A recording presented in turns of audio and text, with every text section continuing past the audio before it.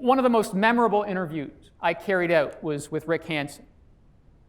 Rick Hansen completed what, to my mind, is one of the single greatest feats in human history when he circumnavigated the globe by wheelchair, traveling over 24,000 miles, 40,000 kilometers, wheeling the equivalent of 2 marathons every single day for 26 months.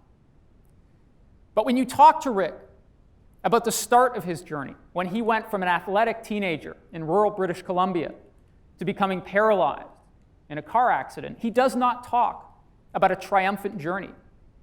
He talks about a bitter battle to accept what he could not control. Here's how Rick talked about that experience. He said, "The first phase was absolute bitter denial. I'll find a way to walk again. I'm determined. I'll just focus every day. I used every athletic trick in the book. I prayed to God. I visualized. I worked my butt off. I did everything. At the end of the day, none of it worked." Rick's journey of fortunately, unfortunately resolved with him raising tens of millions of dollars for spinal cord research, inspiring the globe in service of creating a world without borders. But the first step of that journey was accepting the limits of control. Now, the second side of this paradox is this belief that things will work out the way they should in the end.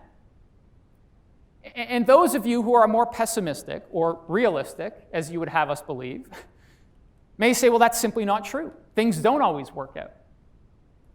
And I would, of course, agree that we don't all get a Hollywood-worthy redemptive moment. We won't all circumnavigate the globe. And yet, without fail, the people that I talked to about their moments of highest pressure talked about how, in the end, they worked out. Now, what did they mean by work out? Well, here are some of the things that I heard about how things worked out for people.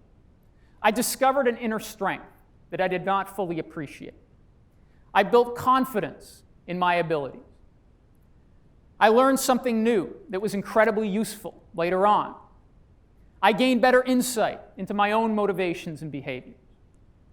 I strengthened connections to others around me.